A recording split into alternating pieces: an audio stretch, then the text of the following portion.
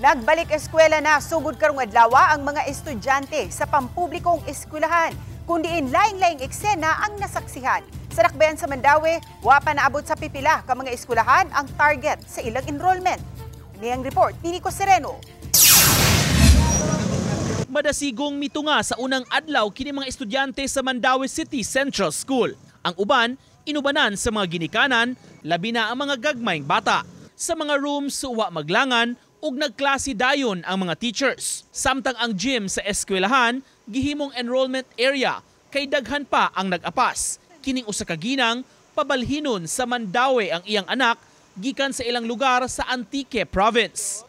Ang report card sa miaging tuig, iapas lang kuno. Okay lang, basta ugma. Pag maabot ang card, balo lang din. Submit kit siya? Oo, submit. Sa data sa Central School, hangtod kaganiha, 2,950 pa ang naka-enroll nga mga estudyante. 79% lang kini kung ikumpara sa gidaghanon sa ilang mga kabataan sa miaging school year. Nagsige paghihapon ang ato ang advocate sa enrollment na ata sa ato ang website na sa atong FB page, and then mo reach out mi sa mga barangay nga na nalangkob sa kanang Mandaue City Central School. Kalipay sa gobyerno nga mo increase kami sad. Malipay gyud mi nga mo daghan atong mga bata.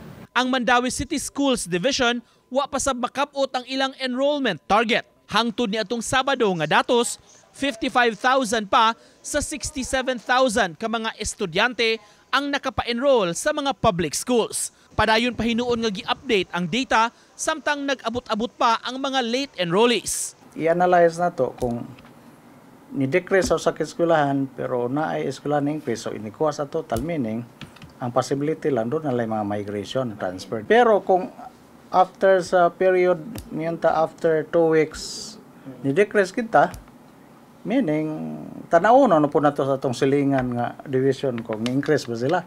Samtang gihulagway sa DepEd Mandaue, hapsayra ang pagbukas sa klase karong adlaw ug walay nasugatang kakulian. Uban ni Godfrey Rilien, Nico Sereno, Balitang Bisdak.